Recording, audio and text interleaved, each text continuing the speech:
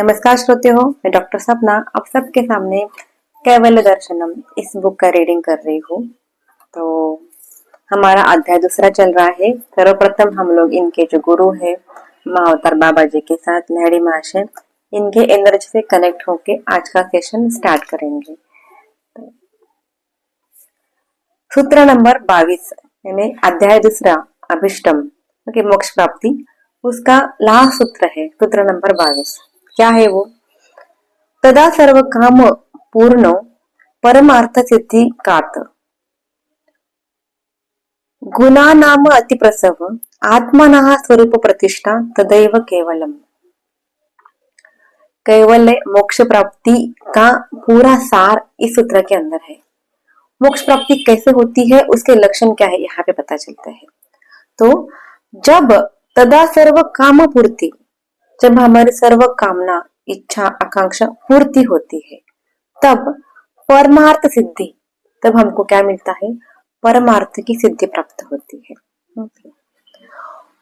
गुणा नाम अति प्रसव, गुणों को अभिव्यक्त रूप होता है। प्रकृति के गुण जो रहते हैं ना, वो अभिव्यक्त रूप में आ जाते हैं। जड़ जगत सृष्टि के बारे में इंफॉर्मेशन हमको सब पता चलता है उसका। आत्मना स्वरूप प्रतिष्ठा, आत्मा अपने स्वरूप में आके बैठ जाती है। तदैव केवलम, उसी को मोक्ष कहते हैं। विस्तार से बताती हूँ आपको। जब हमारे सर्व कामना पूर्ण होते हैं, जब परमार्थ सिद्धि प्राप्ति होती है, जब प्रकृति के गुण अभिव्यक्त होते हैं, आत्मा अपने स्वरूप में बैठती है, तब मोक्ष प्राप्ति होती है। यानी क्या? तो इस अध्याय के पहले सूत्र से लेके अभी तक सूत्र का पूरा सारांश इसके अंदर है। क्या है? तो सभी दुखों का मूल क्या है? अविद्या। ये पहले हमने सूत्र में देखा था। यानी जितने भी क्लेश है उसका उत्तरदायित्व अविद्या माया से होता है। माया से अंधकार उत्पत्ति होती है। जब हम लोग तपश्चर्या, ईश्वर सानिध्य, स्वाध्याय और सदगुरु के साथ जब हमारा संबंध होता है, उस टाइम में हमारे सभी कामना की इच्छा पूर्ति होती है।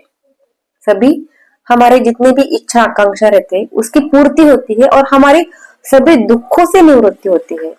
पूर्णतः निवृत्ति, दुख निवृत्ति होने के बाद फिर से दुख की उत्पत्ति नहीं होना, दैट इज द समूल नाश, दुखों का समूल नाश और कामना की हमारी इच्छा पूर्ति।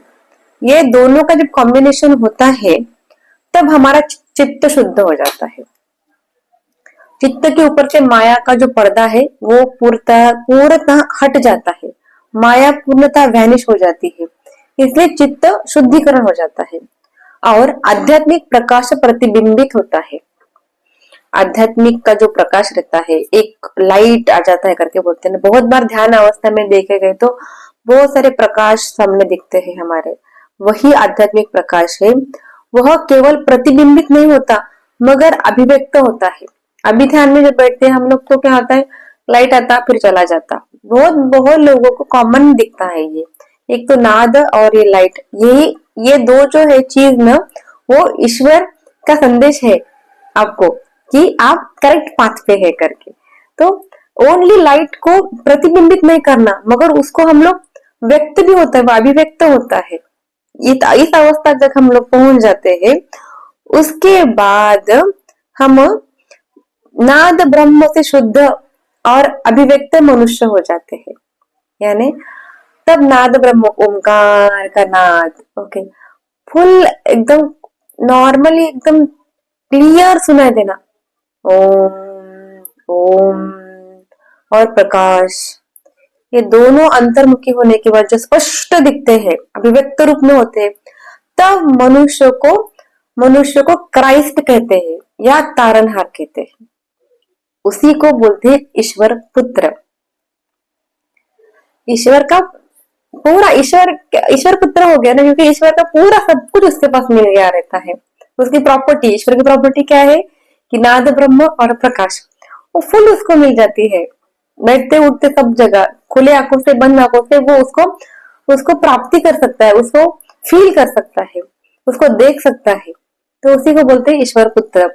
और जब प्रणव सर्वव्यापी हो जाता है, जो प्रणव नाद है वो ओमकार सर्वव्यापी, उसको हर एक वस्तु के अंदर ओम ओम ओम दिख रहा है, हर एक वस्तु के अंदर वननेस वननेस वननेस जो मेरे में है वो सब में है। ये जो वननेस की भावना उसके अंदर निरंतर, कुछ क्षणों के लिए नहीं, जब निरंतर रहती है तब उसका पृथक का अस्तित्व वैनिश हो जाता है। उसको ऐसे लगता ही नहीं कि मैं कुछ अलग हूँ, मैं और तुम, मैं और जड़ जगत, जड़ सृष्टि, ओके, सब कुछ सेम है। यानी नश्वर चीज भी मैं हूँ, ईश्वर भी मैं हूँ, सब कुछ मैं हूँ। That is the point. वो जब होता है तो ब्रह्मांड के अंदर जितने भी व्याप्त वस्तु है उसके अंदर वो ईश्वर का अंश मानने लगता है। पृथक अस्तित्व, अहंकार, अहमपना पूर्णतः वो त्याग कर देता है। अभी तो काम, क्रोध, लोभ, मोह, माया, मत्सर से बहुत ऊपर की स्टेज है ये। ओके, अभी हम लोग इधर ही अटके हुए हैं। यहाँ से जाके कभी कभी हमको प्रकाश दिखता है, कभी कभी नाद सुनाई देता है, फिर चला जाता है, क्योंकि ना सांप सीढ़ी का खेल चल रहा हमारा। आध्यात्मिकता ये जस्ट लाइक सांप सीढ़ी है। ध्यान करते हैं, बहुत अलग अलग अनुभव आते हैं, खुश हो जाते हैं, फिर माया आ जाती है, फिर निगल के नीचे आ जाते हैं, फिर ध्यान करते, फिर ऊपर चले जाते हैं। ये जो खेल के अंदर जो पूरा रास्ता पार कर लेता है समझो, उसको ही उसको ही पूर्णतः प्रकाश दिखता है, पूर्णतः नाद ब्रह्म सुनाई देता है, वो ईश्वर पुत्र बन जाता है। और जब ये शाश्वत परम तत्व के साथ एकाकार हो जाता है, जब ये शाश्वत परम तत्व के साथ एक हो जाता है और ईश्वर के अंदर विलीन हो जाता है, स्वयं कोई ईश्वर मानने लगता है, उसको बोलते हैं कैवल्य प्राप्ति। वही है मोक्ष प्राप्ति। ये हो गया इसका डिस्क्रिप्शन। इजी है, रिपीट करूं। जितने भी आपके ये दुख है, दुखों से निवृत्ति, पूर्णतः निवृत्ति, सभी आपके कामनाओं की पूर्ति, चित्त की शुद्धि, आध्यात्मिक प्रकाश, प्रकाश के साथ ओमकार का नाद, ईश्वर पुत्र, ठीक है। फिर प्रणव नाद, प्रणव भाव, सब जगह प्रणव भाव दिखाई देना, पृथक अस्तित्व वैनिश हो जाना, ईश्वर के साथ विलीन हो जाना, ईश्वर, खुद को ही ईश्वर मानना, इसको बोलते हैं कैवल्य प्राप्ति। बाइबल में क्या कहा है देखेंगे। बाइबल में कहा है 14:11 में, मेरा विश्वास करो, मैं परमपिता में हूँ और परमपिता मुझ में है। मेरा विश्वास करो, मैं परमपिता के अंदर हूँ और परमपिता ही मुझ में है। This is the information from the Bible. इस तरह से समस्त सृष्टि जीवों का अंतिम लक्ष्य यही है, कैवल्य प्राप्ति यानी मोक्ष प्राप्ति, यानी परम ज्ञान की स्थिति, परम तत्व के एकाकार होने की अवस्था। तो धन्यवाद सभी श्रोते हो, आप लोग बहुत अच्छे से सुन रहे हैं, बहुत अच्छे से रिस्पॉन्स दे रहे हैं।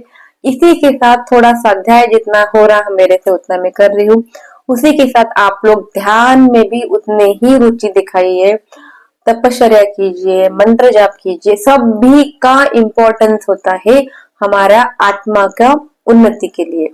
तो ये जो आत्मा की उन्नति करना है हमको, आत्मा को परमात्मा में विलीन करना ही हमारा परम लक्ष्य है।